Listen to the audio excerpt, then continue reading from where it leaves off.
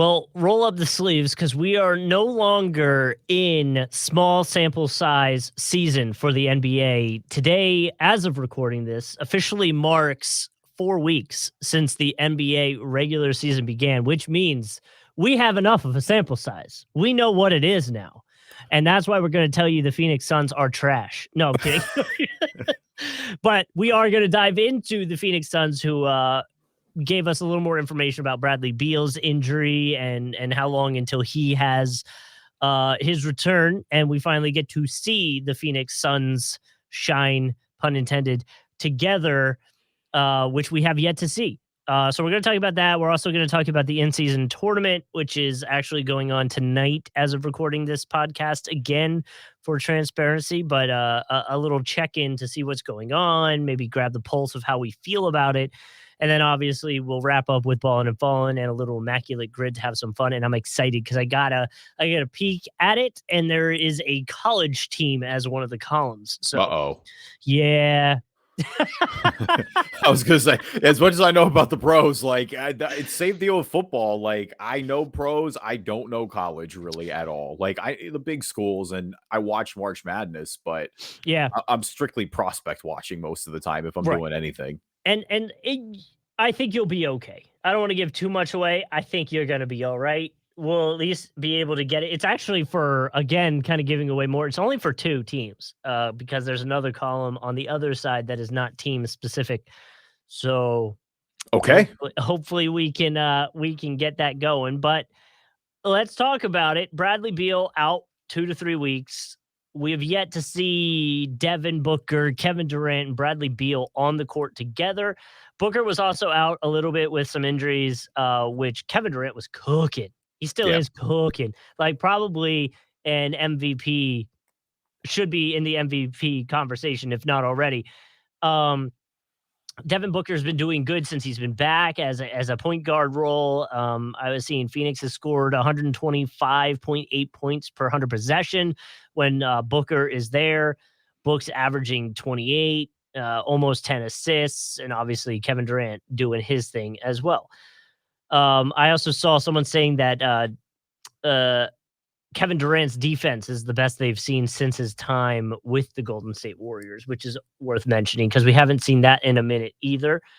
So, I mean, at the end of the day, I view Phoenix like I view, I think it was 2 weeks ago, we were talking about a team. Oh, Bucks, I think, where the Bucks were dealing with an injury, and we're kind of like, don't rush them back. Why? You don't need to. It doesn't necessarily matter the standings. Now, I think Phoenix has a little more pressure to rush back just because you have to get that continuity with the guys. Whereas other teams that might be more established obviously have minutes together already, so they can kind of just pick it up where they left off, where we haven't seen Devin Booker, Kevin Durant, Bradley Beal together. So there is a little bit of like, we do kind of need him back. But I think if those guys have like a month together, we're probably fine, you know? Well, it's funny. You started out by saying that we can kind of have a real sample size now. We can start to evaluate these teams.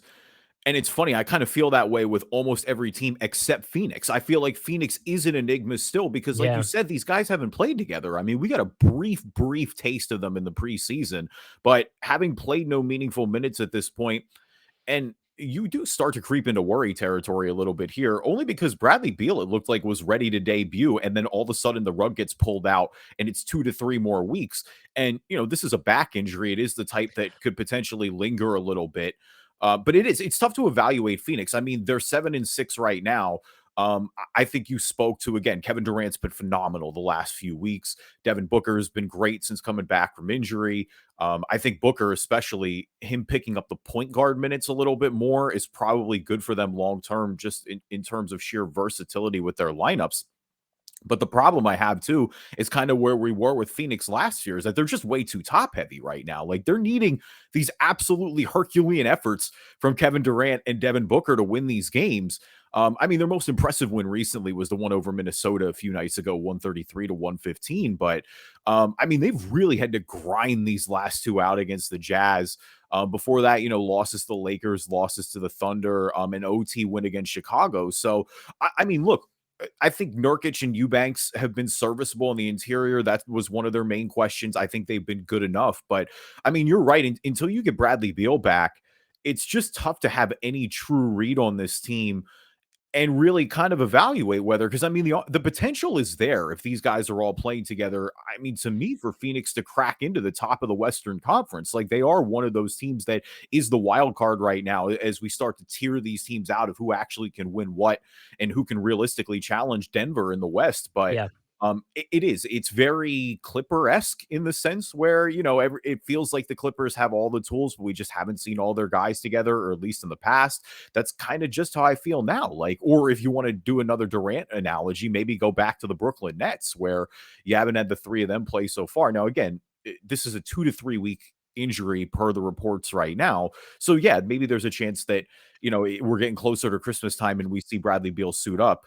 I think the potential is there for this to be special. Again, I've said all along, I don't think Bradley Beal is ever going to get better looks in his life. It is going to kind of be the test of, can you just outscore teams? They're kind of going to try to do what the Pacers are doing a little bit, who's a team we'll talk about later in the in-season tourney, but they're just going to want to score. Like, they're just going to try to outscore you and outshoot you every single night. Well, it's kind of interesting. You made the Clippers comparison, and like you look at the Suns rankings in the compared to the rest of the league, right? They're 8th in points per game, 117 points per game, 11th for rebounds, 9th for assists per game, 20th for opponents' points per game. Compared to the Clippers, who are 14th in the league for points per game, 17th for rebound, 26th for assists per game, and then 8th on opponents' points per game. So it almost is, like you said, reversed, where like the Clippers seem like they have that emphasis on defense a little bit, at least in this. Now, I'd say they're worse off with the rebounds and assists per game.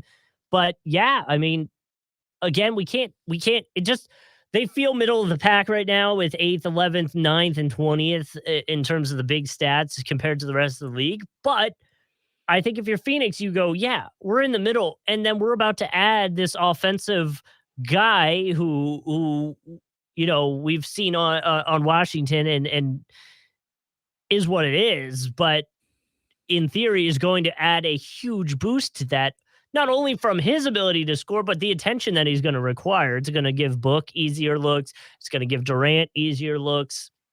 So, yeah, I mean, I think if you're the Suns, you're cool with being middle of the pack, maybe a little bit above average in certain areas. And then you add in Beal, and in theory, he's just going to pop you into the top 5 in those categories where you want him to on the offensive side. Yeah, you just don't want it to linger. That's what it all comes down to. Yeah. I completely agree with you. The name of the game is stay afloat right now. Well, and that's what I mean. If the back injury was like, if it was one of those things where like he might be good to go, but like let's not push it, and so let's just give him some more time. Yeah, I'd rather them do that than re-aggravate an injury. And next thing you know, it's April and we're like, oh, he might make it back for, and then it's like, nah, you don't want to be figuring that out going into the playoffs. You just, right. Well, that's what I mean. You also just don't want it to linger into April, and then, right, because you don't want to be figuring out going to the playoffs. Right, like, I think these guys are all gifted, and it's a pretty easy adjustment, but still, the playoffs are not when I want to figure that out. Phoenix's next 5 to close out the month. They're playing Portland tonight, again, in in-season tourney action. The return of DeAndre Ayton to Phoenix for the first time. He gets booed, right? I don't know. It's weird. I don't think he should, maybe. I don't know. It definitely was a little bit of a weird exit. It felt mutual. You also kind of got Bradley Beal out of it, and he was a big part of you going to the finals a few years ago. So I don't know. It's definitely going to be a lukewarm reaction, I guess. I don't I think Phoenix may play a small video or something, but I'm not expecting it to be some wild standing ovation either. But besides that, Golden State, they're on the road at Memphis for 3. They got 3 on the road, I should say, at Memphis, at New York, and at Toronto. So, a few winnable games there at the end of the month, but definitely not an easy stretch per se either. But like you said, it's all about getting Bradley Beal healthy. They are truly the one team that it feels pretty hard to evaluate right now after, like we said, a double-digit games now, pretty hefty sample size. Welcome, everybody, to the Drive and Dish NBA podcast. My name is Kevin Rafuse. Joining me, as always, my co-host, Justin Cousart. Many men go fishing all of their lives without knowing that it's not the fish they are after. I love this one. I like this one a lot. This is not a motivation bot, right? Is this an NBA tweet, or This is this anybody? was sports quote AI generator. So I'm just never. I mean, any chance of me getting the tweets are just go on from now on out. Yeah, you might as well not even guess at this point. Like we're you fully just into motivational speeches, I guess. Embrace the motivation, man. Yeah, you just gotta feel it. I'm gonna light a candle and make it extra zen in here or something like that. If this podcast makes you feel extra zen, leave us a review on iTunes, good or bad. We'll read them. If you're not an Apple user, Google Play Store, Spreaker, Spotify, TuneIn, Amazon Music, anywhere you can find a podcast, you can find us. Yep. And like we say every episode, we are on YouTube for the video versions of the podcast, specifically the Immaculate Grid side of things when there's a little bit of a video element. I know Andrew Morgan hit me up there a few weeks ago and yelled at me for missing an Elfrid Payton plug. So no, I love that. I like that you're being held accountable for Elfrid. Yeah, so we're gonna make sure we get Elfrid Payton in there. I'm hoping I can do it again. I off of first glance, like just because I have to put it on so that the recording software that we use can see it. I don't see a scenario where he fits, but we'll still give it a go. We'll take a closer look. Yeah, and then again, you watch them on YouTube. Yeah. We're going to play Immaculate Grid later on in the podcast. Like Justin said earlier, going to talk some in-season tourney as well. Who's balling and who's fallen. A couple things to hit there, including one team that has particularly been trending the wrong direction as of late. But now a word from our sponsors. So the in-season tournament, there's a lot of games happening tonight. So by the time you're listening to this, you'll already know results. Now, there are some elimination scenarios. Yeah, it's a lot of Group A. Yes. My bad. I don't mean to cut you off, Justin, but I do want to just, because I have the tweet in front of me, I want to run through these because Friday is going to be the other big night of games. But the scenarios for tonight, November 21st, is the Lakers can clinch Group A and home court for the quarterfinals with a win. Utah can clinch Group A with a win and a Phoenix loss. Okay. Indiana can clinch Group A with a win, just straight up. They're playing Atlanta tonight. Other elimination scenarios, if the Sixers win and the Pacers win, Atlanta, Charlotte, and Cleveland are out. If the Sixers win and the Pacers win and Orlando win, Chicago and Toronto are out. Okay. A win by Utah would eliminate Oklahoma City and Portland. Phoenix is eliminated with a loss and a Utah win, and Portland is eliminated with a loss. Or if Utah or Phoenix clinches net point differential tiebreaker over Portland. This is the one gripe I have, and you and I talked about this a little bit before off the mic. Like, I'm still learning and figuring out a lot of these scenarios. Like, it's really the only issue I've had so far is they really needed to do a better job explaining how all this works, even to the players necessarily. Because, like, I think back at that game with Embiid against Detroit, where he almost got into a fight afterwards because they're not used to guys shooting at the whistle when the games are so far over. There was another game where I'm blanking right now. I feel like it was Giannis who was yelling at somebody where he's like, no, shoot. We need the point differential. Well, not even that. You're not used to it. The Sixers against the Hawks the other night. Embiid at the end of the game, like it was over. I think the Sixers had like a 10-point lead. It was like a few seconds left, but Embiid was still trying to score a point. And I was like, that, while it's confusing, does make it more exciting to watch games. I know I kind of was crapping on the in-season tournament a little bit and how confusing it is. And yes, it's confusing. I still have friends texting me like, do wins and losses in the in-season tournament count for record and all that stuff? And I think everyone's still trying to figure it out. But the fact that I can put on a random 76ers Hawks game, and even though the Sixers are up by 10, Embiid's still taking a 3, I like it. I'm sure there's some people, not to bring it back to betting, that do not like it if there's a spread and they're a little close trying to get those points. But I think that's exciting. That makes random games more exciting because not only that, it's like, what if we're in a situation where it's like you're saying, the Utah and Phoenix clinched the net point differential, but like they're in a game and they're, I don't know, there's a minute left and they're 5 points away from being able to hit that differential. Even though they're potentially already winning that game, they're not going to slow up. And so that's the part that I like. I also feel like the courts are a little confusing at times. Like the Hawks court was blue against the Sixers.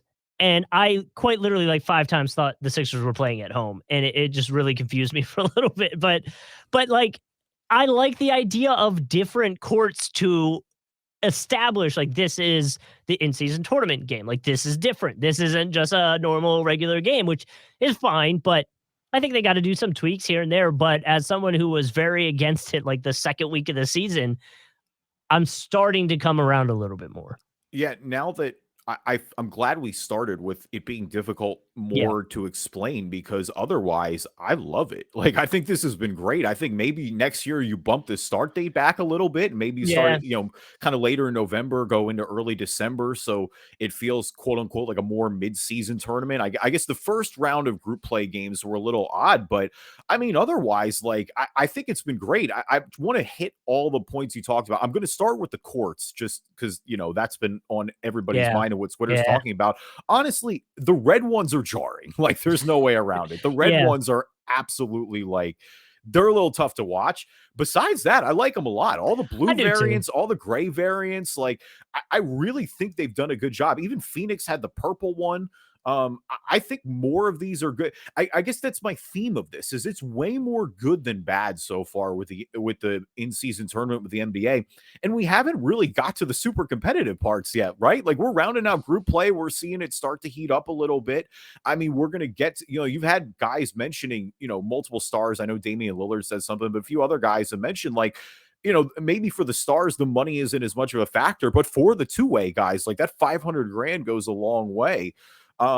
There's just it feels like the Well, guys are taking it seriously. And I guess that was yeah. the one other concern because that's the one thing you can't fake no matter what is like, look, if the guys don't care and this becomes a watered down product, so be it. But so far, it doesn't seem to be. I mean, these have been entertaining group play games. Yeah. And making their money. And I think, we get to see it's not chalk, I guess, is the word I'm going for. Like Indiana's leading East A.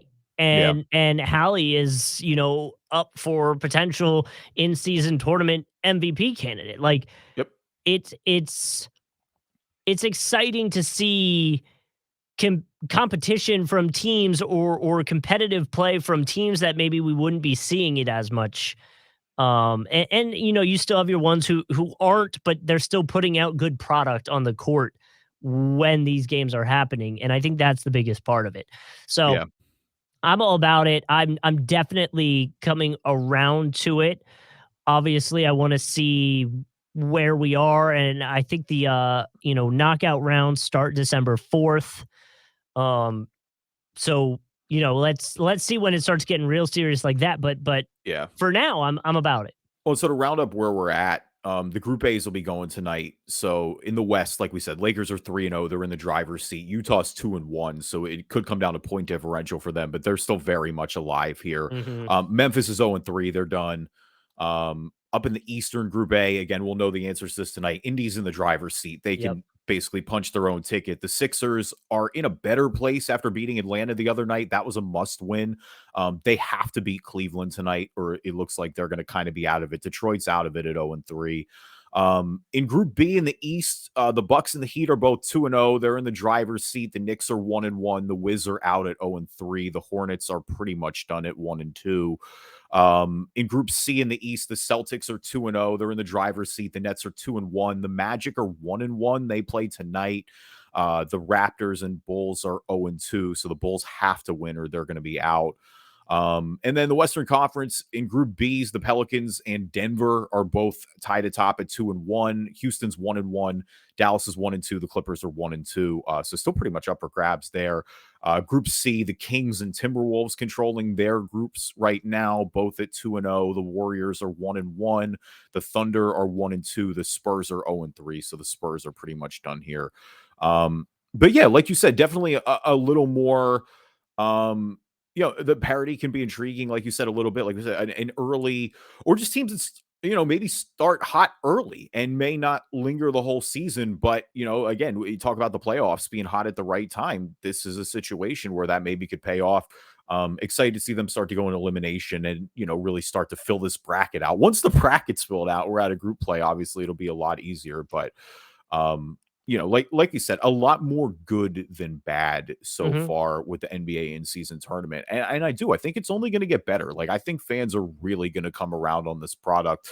I know I've been more of an optimist with this, but I really think it's going to work for the NBA. I think a competitive first NBA Cup will go a long, long way. And I think, Um, yeah, and I think once give it a year or 2 and things get ironed out and people understand it a little bit more and can get more behind it, I think that's all about it. Because honestly, if I were to call you and be like, "Hey, I'm heading up to Philly or whatever, for the holidays, let's go to a game."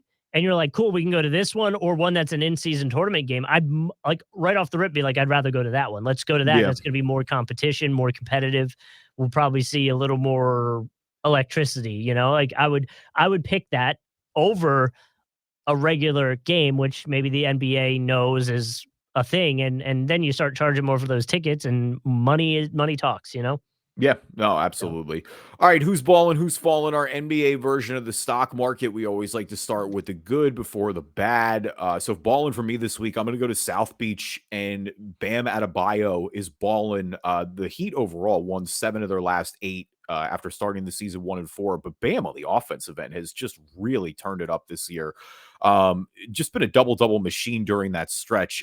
22 and 19 against the Lakers, 30 and 11 against the Grizz, 26 and 17 against the Hawks, 24 and 11 against the Spurs, 21 and 11 against the Hornets, only 20 and 7 against the Nets, 24 and 10 against the Bulls in a loss, but then 23 and 11 against the Bulls in a win the other night.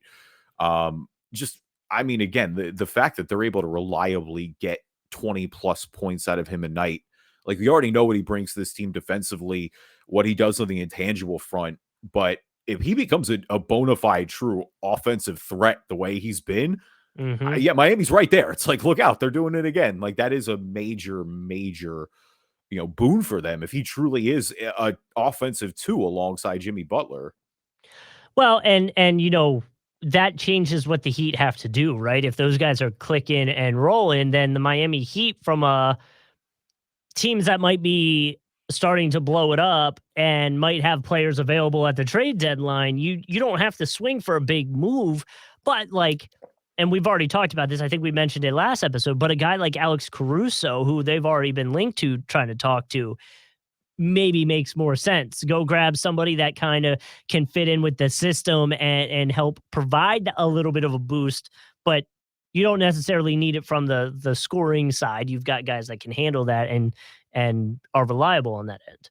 Yeah, I still think they should be in on Levine too. Like, Levine or I agree. Caruso. Like, they're But fully Miami is one of those teams who I absolutely think should be taking the most interest in the Bulls fire right. sale that we think is coming, because they are. I mean, this is a team that still is a threat to win the Eastern Conference. You want to maximize that ceiling. They're not going to move Bam. I mean, I think that much is as clear as possible, unless it would take some incredible caliber player becoming available, because I think it borderline did when Damian Lillard became available this past off season, and being Bam was never even in the discussions. So, yeah, I don't know. I mean, you're talking. I think you got to be talking like an Embiid, Jokic, like Tatum type caliber of free agent moving. I started with Embiid because, unfortunately, I think he's the most likely to move out of that group. Mm. But I think that's the only scenario where Miami's moving Bam. Otherwise, like, he's a stalwart of that franchise at this point. Well, and I think, if you talk how the Heat make adjustments and stuff, not saying they have to, but if they were going to, there is a lot of salary structure conversation to be had. Jimmy, Bam, Lowry, and Tyler Hero are all making over 27 million. Then you got Duncan Robinson making 18 million. So it makes things tough. Um, but maybe it's a third team's involved, and who knows. Um, but either way, the guys clicking the way they are, you don't necessarily have to swing big. Is, I guess, my point. You don't have to make a massive change. Whereas if it were still not great, or things were bad and we're already a month in now, it's like, yo, we gotta do something, and so I think they alleviate that now that the guys are playing well. Well, and Lowry's expiring too. The Hmm. bigger issue, well, I don't know. They should try to move Tyler Hero. Like, I think that's an easy decision. I mean, look, the team started winning as soon as he went out again. Like, I Yeah. don't want to solely pin it on Tyler Hero, but I don't know. I still think Tyler Hero is pretty expendable. Someone going to want him? Oh yeah, somebody should take a flyer on him. I mean, sure, a flyer, but thinking of the teams, like if you're the Bulls, you know, if you're the Bulls, I might. Who else are you paying right now? Yeah, but like it's the same kind of deal with Portland. Like if you're blowing it up, I mean, I guess you do it from like eventually he'll be off your books thing, but like if you're blowing it up, you don't need.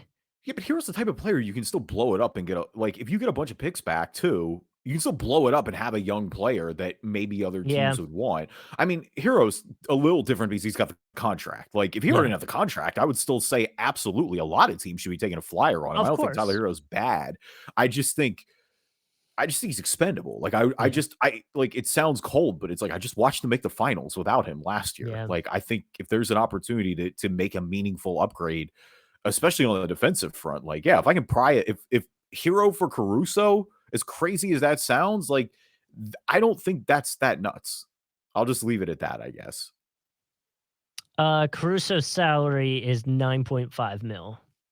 Well, yeah, I'm not saying you'd have to make it match it's very different, but just saying it would be a huge discount if that's where if they were to make that flip.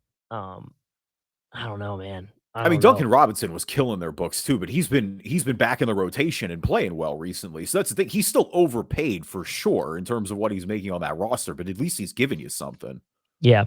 Caleb Martin also making $6.8 million, in case anybody wants to add to the salary woes of the Miami Heat. I don't think that's the woes. I'm fine with that. I was going to say. I'm just saying, you know, if we're piling everything up, that's not where I'm complaining. There's plenty of other places to trim the fat. If I feel like we kind of, you know, I'm starting to drift into the hating on one person category, so I'm going to chill. Ballin for me is Draymond Green's notoriety in the NBA. I was gonna say, how are you spinning that? He's obviously been suspended off of a wild altercation, choking out Rudy Gobert. Yep. Which is funny because those two really weren't like involved to begin with. Like the whole fight, like it was like a weird. Why are they all of a sudden? But because they've been sniping each other for years now. I don't know what happened officially with them on the court, but like that's been a lingering beef. I feel like, and honestly, I gotta give Rudy credit. I thought Rudy responded well. He was like, you know, oh, his boy Steph wasn't playing tonight. We knew what it was. He's trying to get tossed. Yeah, you know. But that being said, with the suspension, that means Draymond Green's going to forfeit $769,970 as a result, which is how exactly is this Ballin again? His notoriety. So from what Adam Silver and the NBA released as a reason for this suspension, obviously they alluded to a lot of the past scenarios that Draymond Green has been involved in. So that's why it's Ballin, because Draymond Green stays in the NBA's thought process. Yeah, I mean, Draymond is going to have two very unique reels at the end of his career. He's going to have a great defensive tape showing him being one of the best defensive players of all time and a key part of the Warriors winning 4 team. And it's also just going to be a tape of him just being like, what's the term I say? I want to keep this family friendly, but like Kicking the term nuts? I always say is shithousing. Like that's what Draymond Green does. It's just always something like that. It's just shithousing. It's finding a way to get under your skin. It's playing on all the edges and for sure crossing them multiple times. Word to, you know, stomping on Sabonis's chest, kicking Steven Adams in the nuts. Yep. LeBron in the nuts. Among others. Yeah, LeBron in the nuts. Multiple nut shots. lot of nut shots. Too many. I mean, that was the OG one. I mean, I remember the picture back when memes before they were clips and stuff, when they were pictures still, that him like karate chopping Steven Adams. And Steven, you could feel his pain starting to come. He's just like, oh, with a hand up playing defense. Oh, poor guy. Definitely feel there. Fallin for me is the Pistons. Have you been watching the Pistons at all? Probably not. The Pistons have been pretty bad this year, but The Pistons are a mess, and really the icing on the cake, as they have lost 12 in a row now, Yeah. was losing to Denver the other night after Nikola Jokic and Mike Malone both got thrown out with Jamal Murray not playing. It feels Which, like hey, the ref had money on that game because insane. I'll tell you what, man. Insane talk. Even the Detroit Dude. commentators were like, "We didn't come to watch the refs. Like, what are you doing right now?" Right, man. And dude, like it was like the beginning of the second or something. Like Jokic played like 15 minutes total that Yeah. game before getting ejected. Like that's so wild to me. And like even watching the whole Jokic situation, like he got hit twice and then he said something and the rest is immediately like, "You're gone." It's like, whoa, dude, we didn't even have any buildup here. Yeah, it's bad. But still, though, the fact that they're not able to win that game, I think, kind of speaks to where they're at right now. Like, if you're Yeah. going to break out of a funk, that's certainly the place to do it. And I mean, Kate Cunningham, I mean, he put it bluntly the other day. He's just straight up was like, "We're bad. We need to start winning some games here together." But they're And young.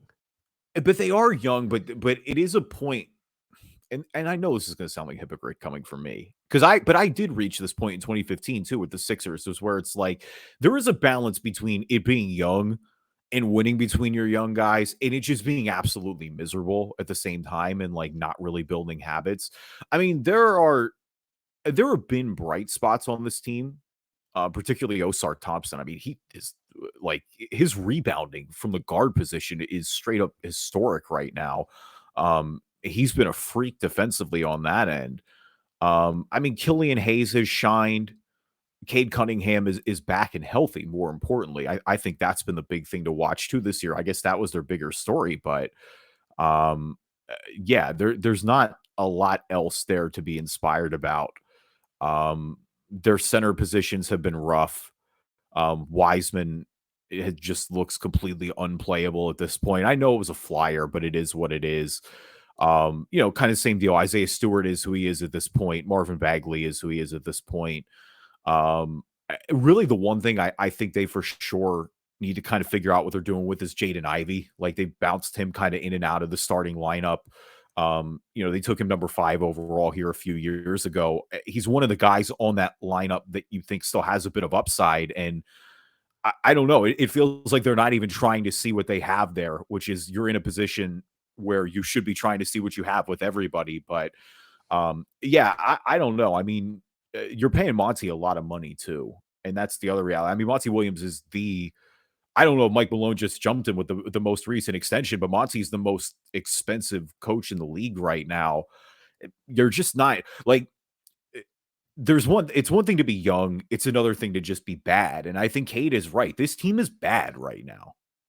Well, and to that, like being close to the bottom of the league in points per game, being close to the bottom of the league in opponents' points per game, it's just like, yeah, you got to try something new at this point. But I think they'll get a pass from casual NBA fans who are gonna go, yeah, they're young, they're still trying to figure it out. Of course, they're gonna be 2 and Well, 13 or whatever they are now. yeah, they don't have anybody watching them yet. And so that's Right, the right. thing. That's my point. That really is they're not going to get that scrutiny, which maybe is a good thing. Because I mean, yeah, look at Cade Cunningham. Like, I think there is more scrutiny on him this year as the number 1 overall pick. Like, you are the guy that the franchise brought in to kind of start to turn this around. Mhm. Um, that does get a little tough when look, I know the Spurs have struggled at a point this season, but they've got Wemby. You look at what Orlando as they start to take the leap, namely led by Paulo Banchero, what he's looked like. You look at what Ant's doing in Minnesota. Yeah, I do think that maybe starts to turn the heat up on Cade, but you're right. I mean, there's zero attention. I mean, you could argue that the Pistons have probably had the least attention on them. I mean, if I overall look at the teams, we're in our 10th season or 11th season, I should say now, doing this podcast, almost our 10th year. Detroit's probably been one of the more like pedestrian, just kind of Yeah. there teams. They've either been bad or they've been mid at best. Like they've been Well, and where they've I had a think couple good players and have just kind of lingered around that 8. I think, they stalled out their building process in bringing in, Blake Griffin. Not saying that that was a bad move, but it Right. kind of like, I remember when it happened and we were like, Yeah. It Sandman fighting for his job. Like, Yeah. Sandman needed to go all in and make the playoffs because they were on the front. So they traded for Blake Griffin, who, by the way, was phenomenal in Detroit. Because it Yes. was in Detroit, like, he played some of his best career basketball in Detroit those first couple of years. But you're Yeah. right. Everyone made that trade, and you were like, cool, they're better. They're going to make the playoffs, and they're still going to lose in the first round. So it's like, Yeah. what did you max this ceiling out for? It's kind of the way that, I mean, even less logical in Chicago. I was going to compare them to Chicago, but at least with Lonzo, that team looked a little bit different. Like, you sort of could get what they were going for. But it was just a weird quarter going on. But you do want to start to see, again, Thompson to me has looked great. Hayes has looked good early on. So I think there are encouraging pieces. But yeah, I mean, right now they look like they're playing for a number one pick. And I guess maybe you want to see them start to put a few games together, not completely be just like the worst team in the league, because that's what they've been now for 2 to 3 years. So my Fallin is going to go to Jordan Poole, who just had some reports come out that the Wizards do not view him as a franchise guy and view him as a trade piece. Which isn't great. You don't want to ever hear that about yourself. But also, after dropping a season high 30 points, the only thing people are talking about is his 12-second runoff that he did while down. And so, listen, he had a good game that game. They did not win. He dropped 30, but dang, dude, it's just not a good look when you get upset that the clock's running when you're trying to do the, walk the dog kind of situation. But either way, the Wizards have not been playing well either. You want to talk about a team that's not playing well. No, I forget. Why can I picture who's the NBA guy? I think it's like, what's it like? Not Leroy Jenkins. Jesus. But it's the guy with Grand Marnier as his profile picture on Twitter. But I think he tweeted at the beginning of the season after Poole threw the alley-oop off the backboard to Kuzma when they were down like 20 points, that it was like the Wizards for sure. He was like, you could tell when the 73 win Warriors were going to be special. And you can already just tell, like, the Wizards are just going to be special in that they are maybe the most unserious team of all time. Jordan Poole, to that, his on and off per 100 possessions right now is a minus 37. Yeah, it's so bad, dude. There's no way around it. Like, Jordan Poole is just not. There's no planet where you should just be letting Jordan Poole do whatever he wants. And that's just what he's doing in Washington right now. Like, you've just got Jordan Poole basically out here playing pickup. Like, he got his contract from Golden State. He won the title. So he's out here just doing, I mean, yeah, you're right. He got 30 points the other night, but for the most part, I mean, I think he had broken 20 for the 7 games before that. And that's on top of the just horrific, borderline, non-passable NBA defense, like all the other things that people knew about in Golden State, except of course he's just not shielded here a little bit. It's tough. I'm never going to totally, because it is the point where the narrative is just set out on Jordan Poole, and that's going to be what it is at this point. And again, yeah, the Wizards, the Pistons might be the worst team in the league, but you're right. The Wizards definitely feel the most unserious.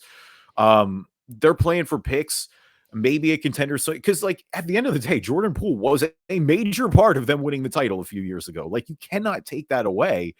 But yeah, the way that it ended in Golden State, the way that a year later they did move on, and it is going to Washington. Like, I do think you put those red flags into context right now. Like, Jordan Poole is just a gunner, and sometimes it's great and sometimes it's horrific. And when it's horrific, it's horrific. Yeah. I mean, career average field goal percentage at 39% right now for the year, 28% from 3, down significantly from last year. I don't even think we need to bring that part up. Effective field goal down, obviously, 2-point percentage down, free throw down. Like, it's just not good. It's just not good right now. And so maybe that's why the Wizards reportedly see him as a trade piece and not a franchise guy. That clip was hilarious, though. That really was. Like, they're just everyone just keeps getting better. Like, my favorite was the one where he just like walked the ball back to the 3-point line, just turn and fire one up, and Porzingis just blocks it. Like, did you really do that right now? Like, bro. Yeah, I know Warriors fans are definitely having a little too much fun with it, though. I think there's no doubt about that. Well, they chose correct in their side that they decided to choose in that fight. Yeah, and I mean, we could have done Fallin could have been Klay Thompson this week too. Clay's been rough. I was gonna say, I thought he had like 15 points at in like the first 7 minutes of the game the other night. Oh, that's good because it's been. Hold on, I'll look him up to see. I only, again, not to keep bringing it back to it, I only know because my buddy had bet the over on him, and so I was actually watching it. I thought it was last night he had 20 points last night against Houston. All right, well, he needed that because he made 5 of 11 from 3, so at least a little bounce back from 3-point land on his end. Yeah, I mean, 16 points before that, 5 in points. OT. Yeah, he got tossed in the Minnesota game, fighting with McDaniels a little bit in, but yeah, it's just, again, the defense has struggled, but the 3-point shot hasn't been there as well, and that's been the more alarming thing. But we'll keep an eye on that. We're not going to dive too much into Golden State right now. We are going to dive headfirst into Immaculate Grid. Already, we do have the new category. So again, watch the Immaculate Grids and the rest of the podcast on YouTube. Just search Driving Dish NBA podcast. But for those who are listening right now, our columns this week from left to right are the Lakers, the Clippers, and Duke University. So obviously there's the college element there. From top to bottom, you've got the Dallas Mavericks. Row-wise, I should say, you got the Mavericks, the Celtics, and first-round draft pick. Wow, the Celtics and Lakers. I really don't think I can think of one right away. Actually, never mind. Just kidding. But I don't think there's that many there. Actually, never mind. I just thought two. Maybe that's easier than I thought. But all right. Without further ado, Justin, I always let you kick it off. You got anyone that really tickles your fancy so far? Jason Kidd would work. Lakers, Mavericks, right? Would he? I don't. Oh, no. Sorry, I'm thinking Steve Nash. Steve Nash. He was on the Mavericks, right? Yes, yeah. Steve Nash was on the Mavericks. He started his career. He was with Dirk and Michael Finley. Jason Kidd was not. Jason Kidd was also on the Mavericks twice, actually, 2 different tenures. But he never ended up with the Lakers. No, he never ended up with the Lakers. Other ones I could think of. Did Derek Fisher ever leave the Lakers? He did. He went to Utah. Utah. Okay. Who else was with there's somebody else with Lakers in Dallas that I'm real recently. Dallas and DeAndre Jordan would work here. DeAndre Jordan would work there. Rondo works for Dallas Lakers and Celtics Lakers. Yeah, actually. That was what I was thinking there initially. The other one who I think we should maybe go with for Celtics Lakers later on is Dennis Schroeder. That's a good one. Had a brief tenure on the Celtics. Did Teague end up on the Clippers? Well, we're talking about. I don't think so. Okay. No. But I have to be careful because I want to make sure I don't burn these Duke guys either. I know one for the Mavericks. I have to think for the Celtics. Kyrie. Oh yeah, Kyrie definitely for the Celtics. Just kidding. Yeah, no, you're right, 100%. I'm pretty sure we have. I'm almost positive we just filled out this board without putting any in. So now we just have to figure out which one's going to be the lower percentages. Like I'm pretty sure we already got the board. Yeah. I'm trying to remember. Did Dinwiddie play for the Lakers? Spencer Dinwiddie. I know he played for Dallas. I'm trying to remember if he had a brief tenure on the Lakers or not. Elton Brand played for the Clippers. Was he ever on Dallas? Maybe, but I don't know enough to bet on it. I mean, it'd be low if it was, but that's what I'm saying. I think so. Where did he go? Man, that one's a hard one. I feel like I remember him in a. No, you know what, dude? I think you're right. Did Elton Brand go? I feel like after he left Philly, he might have actually gone to that's where I think he went after he left Philly. I feel like he was in Dallas for a little bit. I kind of remember him in a bluer jersey, which is the only reason I'm thinking that. Yeah, no, you know what? I also think Elton Brand played at Duke on a completely different note. But yeah, do Elton Brand for the Clippers and the Mavericks. I think that's a good one. Elton Brand? Yeah, I think that's going to be really low because I truly forgot he played for Dallas. 3%, baby. 3%. All okay. right. Okay. And now hear me out. Okay. Because this is our boy. For Clippers. First round draft pick. Luke Kennard. Yeah, he was a first round draft pick, and he did play. He does play for the Clippers. Yeah, and this is not just all it has to be is a first round pick at any point, right? It's not player may have. Yeah, I think or so. played. Okay, all right. Yeah, that's the only things I just want to make sure they have drafted. But yeah, Luke Kennard definitely. Kennard, baby. 0.8. Nice. Yeah, a little bit of Detroit took him number one, or not number one, I should say, in the first round. But was he top 10? Yeah, he was like 7, I think. I was bullish on Luke Kennard when he got drafted. I'm not going to lie. And I mean, I guess he's had a pretty good NBA career, but like I really thought Kennard was going to be a good player for a long time. Okay, so I want to go. So for the first round draft picks, yeah, I'm trying to aim as low as possible. For Duke, Elton Brand would have been a good one for Duke too. For first round pick or for Mavericks. And Duke. Yeah, that's we got it. Well, I feel like most Duke guys that we're gonna talk about are probably also first round draft picks. Yeah, I mean, there's a. I mean, just recently, like RJ Barrett went to Duke, Jason Tatum went to Duke, Zion, Cam Reddish. So I mean, some of the rarer ones I'm thinking back in the day. Hold on, Seth Curry. I was going to use Seth Curry, or I was going to say we should do Seth Curry for Dallas and Duke.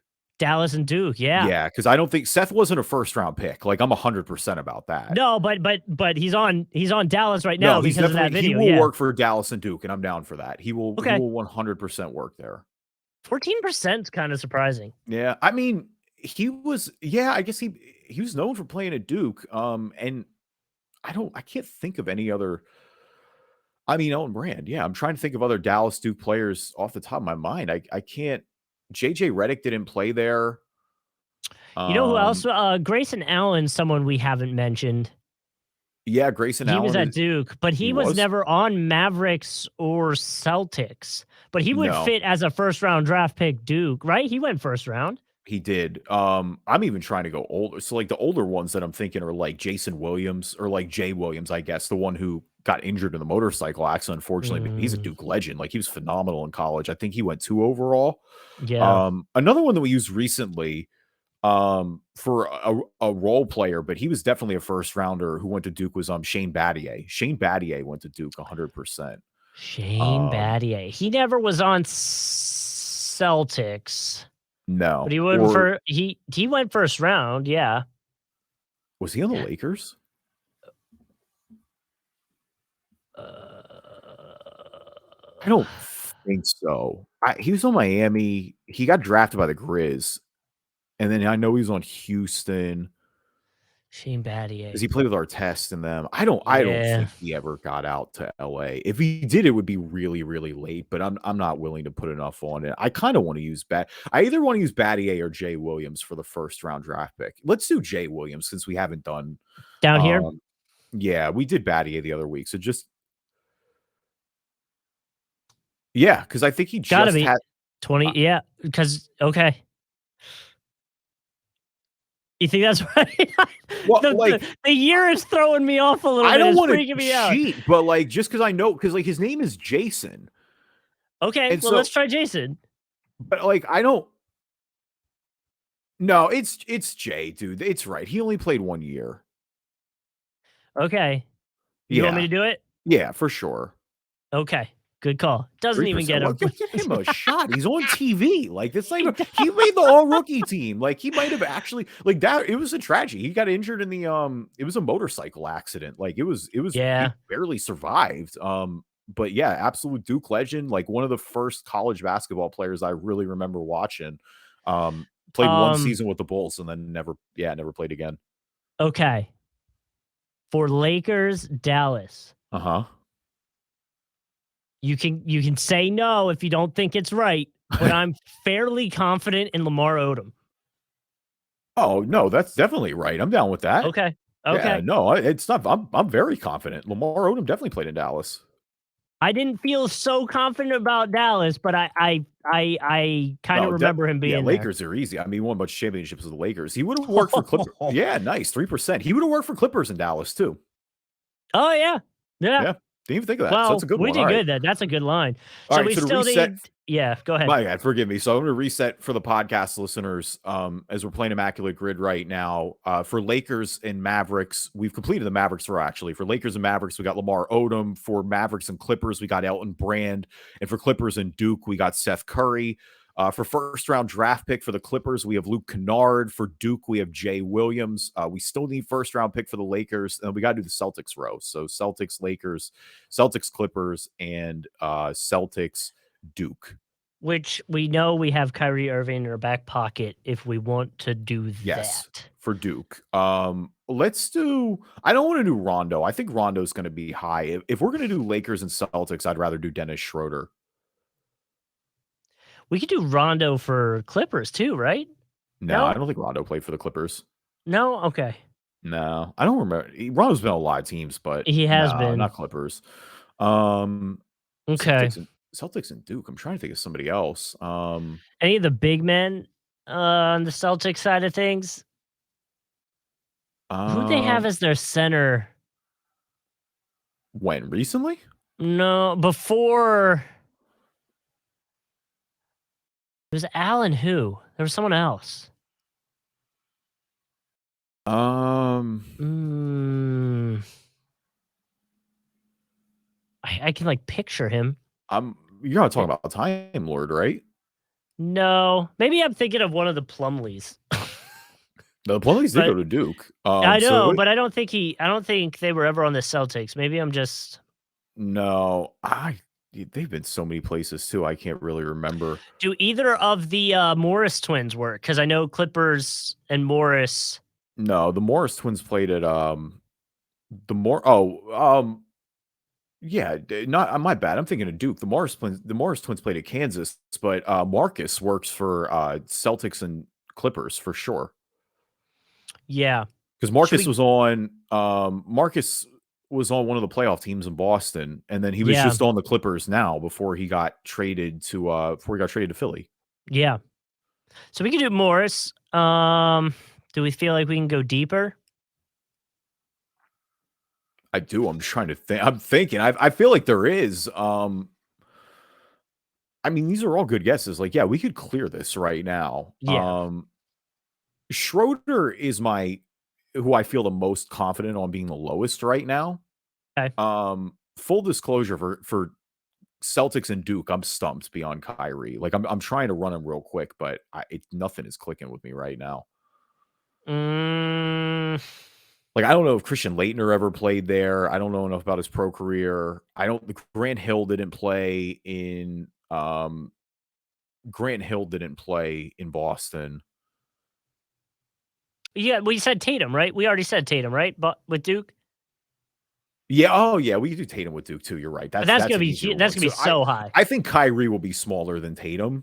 Just because Tatum's still their main guy, so you would think Kyrie is smaller. You would imagine.